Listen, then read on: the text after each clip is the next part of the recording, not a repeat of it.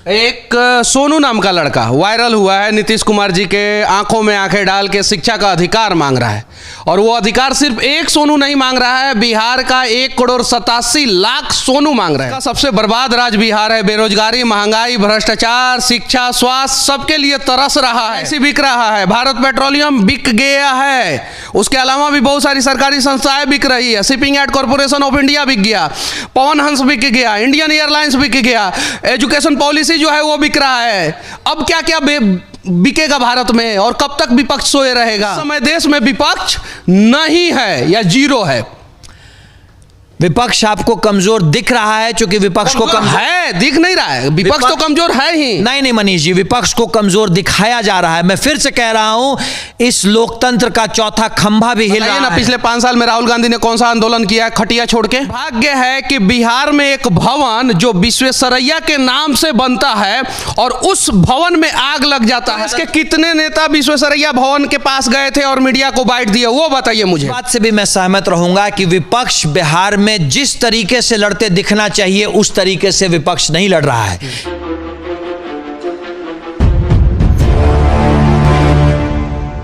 बिहार के बर्बादी की कहानी और आखिर इसके लिए दोषी कौन, आज हम शिक्षा, स्वास्थ्य, भ्रष्टाचार और रोजगार पे चर्चा करेंगे।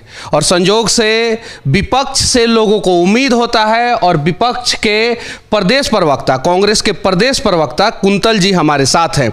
साथ में एक और तीखा सवाल करेंगे कि आखिर इस देश में कांग्रेस क्यों बर्बाद हो गया। और इन सब चीज़ों के लिए सबसे पहले सच तक न्यूज में आपका स्वागत है। धन्यवाद। कांग्रेस के आप प्रदेश प्रवक्ता हैं, अपनी बातों को टीवी चैनलों पे जाके रखते हैं। फालतू मुद्दों पे आप लोग क्यों डिस्कस करते हैं? बेरोजगारी, महंगाई, भ्रष्टाचार पे आप लोग चैनलों पे जाके डिबेट क्यों नहीं करते हैं? देखिए, ये जो असली मुद्दे हैं जिनकी आप बात कर रहे हैं, हमारी सारी बात उन्हीं मुद्दों पे होती है। परंतु मुश्किल ये है कि आज इस देश में एक एनवायरनमेंट है, इस देश का एस्टैब्लिशमेंट नहीं चाहता है कि कोई भी व्यक्ति इन असली मुद्दों पे बात करे।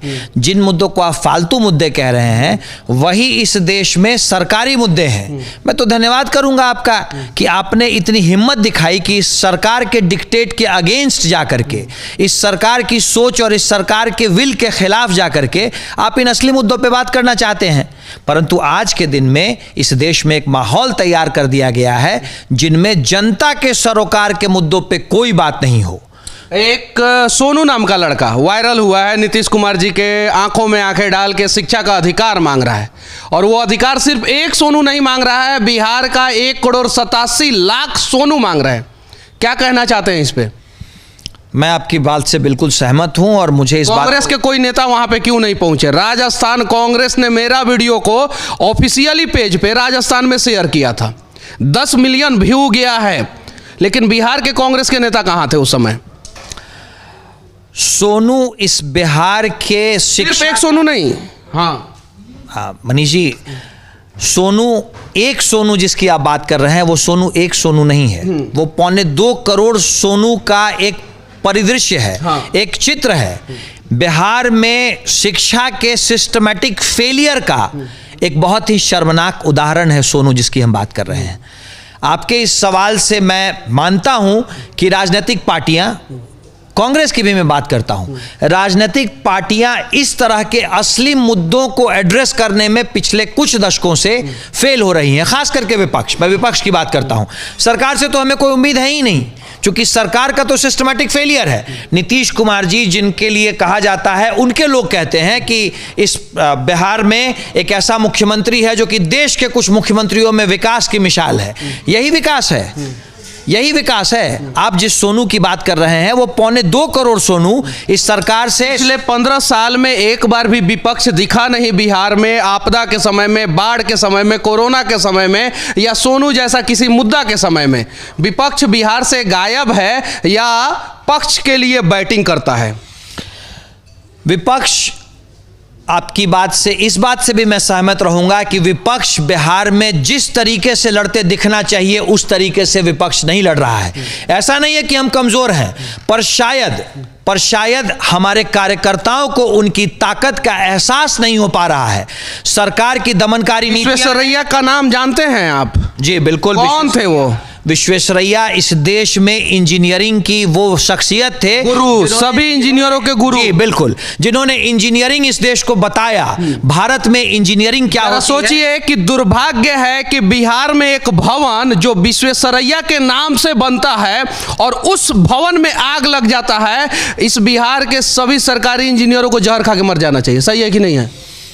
बिहार के इंजीनियर्स के लिए सर्वनाक बात तो है ही है। बिहार सरकार भले आप लोग क्यों नहीं आवाज उठाए उसके लिए? मनीष, छोटा मुद्दा नहीं है। बिहार के लोग इस मुद्दा को नहीं समझ रहे हैं। उस भवन में आग लगा, विश्वेश्वरैया भवन में, जो खुद इंजीनियरों के गुरु, और शॉर्ट सर्किट से आग लग गया। जरा सोचिए कि बिहार की इंजीनियरिंग किस लेवल पे है। मनीष जी, सच तक का धन्यवाद है कि आप हमारी बात को सुन रहे हैं। हम अपनी बात रोज कहते हैं, परंतु माफी के साथ कहना चाहूंगा, मीडिया भी जो कांग्रेस के कितने नेता विश्वेश्वरैया भवन के पास गए थे और मीडिया को बाइट दिए, वो बताइए मुझे। सवाल आप ये करें ना कि कितने मीडिया के लोगों ने हमारे जैसे लोगों से बाइट ली इन मुद्दों पे। हम तो तैयार हैं। आप तैयार हैं तो आपका धन्यवाद है। लोकतंत्र का चौथा खंभा भी हिल रहा है। मनीष जी सुनिए, एक और मैं बात बता देना चाहता हूं। 2015 से लेकर 17 तक नीतीश कुमार जी के साथ आप लोग थे, और 17 के बाद फिर से बीजेपी नीतीश कुमार है। और एक वर्ल्ड बैंक का रिपोर्ट आया है जिसमें शायद से हजारों करोड़ का गबन हुआ है, लाखों करोड़ का गबन हुआ है। शायद से इसलिए तेजस्वी, तेज प्रताप, आप लोग सब लोग चुप थे, क्योंकि मलाई तो सब लोग खाए हैं उसमें से। देखिए, हम आपको नहीं बोल रहे हैं, हम आपको नहीं बोल रहे हैं। मैं आपको मतलब कि आपके हिम्मत का दाद देना चाहता हूं कि मैंने पहले ही बोल दिया था कि आपसे जो है आपके पार्टी के बारे में और विपक्ष के बारे में कड़वे सवाल पूछूंगा, और आप तैयार हो गए।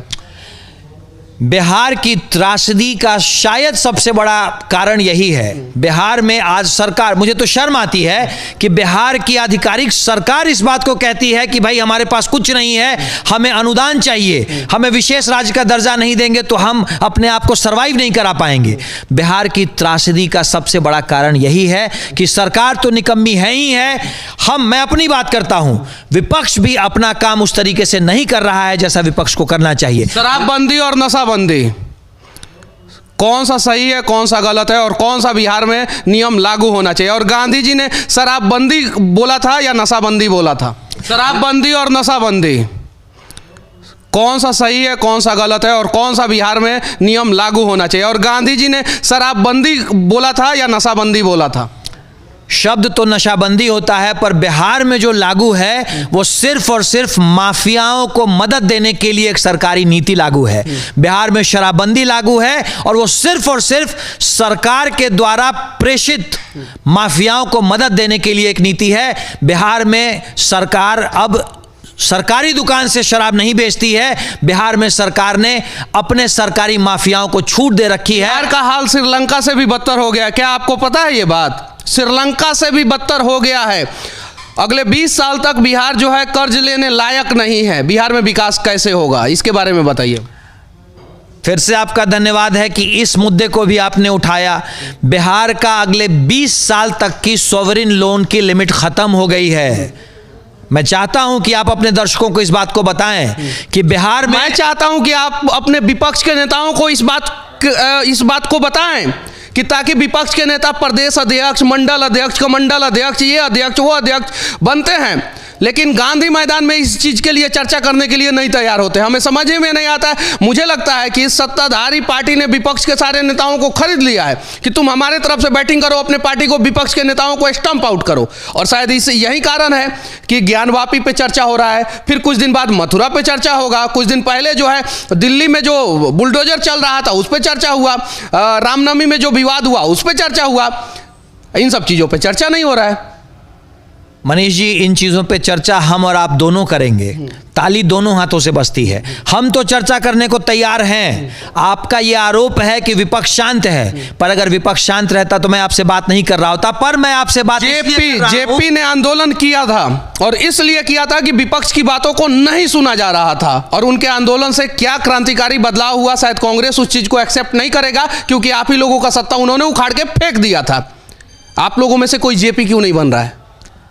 जयप्रकाश जी के आंदोलन को हम बिल्कुल तहे दिल से एक्सेप्ट करते हैं और आज के दिन में पहला कांग्रेसी नेता है जो जयप्रकाश जी के आंदोलन को एक्सेप्ट कर रहे हैं। फर्स्ट कांग्रेसी नेता हैं आप। नहीं मनीष जी, आपको मैं निवेदन करूंगा आपसे कि आप इतिहास को पढ़ें। इंदिरा गांधी जी ने भी जयप्रकाश जी को उतना ही सम्मान दिया था। मैं आपको बता देना चाहता हूं, इंदिरा जी के शब्द हैं कि विपक्ष होना चाहिए तभी पक्ष जनता के लिए काम करता है। इंदिरा जी के शब्दों को आप लोग भूल क्यों गए हैं? इंदिरा जी तो आप ही की पार्टी के नेता थी ना, देश की प्रधानमंत्री थी। आप लोगों को याद है कि नहीं, इंदिरा जी ने कहा था विपक्ष होना जरूरी है, और इस समय देश में विपक्ष नहीं है या जीरो है। विपक्ष आपको कमजोर दिख रहा है, क्योंकि विपक्ष को कमजोर है, दिख नहीं रहा है। विपक्ष तो कमजोर है ही नहीं मनीष जी, विपक्ष को कमजोर दिखाया जा रहा है। मैं फिर से कह रहा हूं, इस लोकतंत्र का चौथा खंभा भी हिल रहा है। पिछले 5 साल में राहुल गांधी ने कौन सा आंदोलन किया है खटिया छोड़ के? नहीं ऐसा नहीं है। राहुल खटिया छोड़ के कौन सा आंदोलन? यूपी में एक खटिया आंदोलन किए थे, वो भी उनके आंदोलन के बाद से लोग खटिया उठा के लेके चले जा रहे थे। उसके अलावा कोई आंदोलन बताइए। कांग्रेस महंगाई के मुद्दों पे सड़क पे लड़ रही है, कांग्रेस बेरोजगारी के मैं राहुल गांधी की बात कर रहा हूं। राहुल गांधी जो मनीष जी, विपक्ष एक व्यक्ति नहीं है। विपक्ष इस देश में एक विचारधारा है। मैं आपको फिर कह रहा हूं, बिहार को कैसे बचाया जाएगा? राहुल गांधी बिहार को कैसे बचाया? राहुल गांधी कांग्रेस के नेता जरूर हैं, पर विपक्ष कोई एक व्यक्ति नहीं है। बिहार को बचाने के लिए सबसे पहले उन लोगों से सवाल करना पड़ेगा जिन लोगों ने बिहार को सुनहरे सपने दिखाए, और उन सुनहरे सपनों के एवज में बिहार को इस देश में मीडिया प्रतिबंधित हो गया। पीएमसीएच में आप लोगों ने विधानसभा में कभी आवाज उठाया? क्यों नहीं आवाज उठाया आप लोगों ने मीडिया के लिए? मनीष जी, सिर्फ पीएमसीएच नहीं, इस प्रदेश के हर कार्यालय में मीडिया प्रतिबंधित, और पूरी मीडिया नहीं, आपके सरीखे लोग जो सवाल उठाते हैं सरकार से, तो जो सवाल उठाते हैं उसके समर्थन में आप लोग नहीं खड़े होते हैं, तो विपक्ष की बातों को कैसे मीडिया दिखाएगा?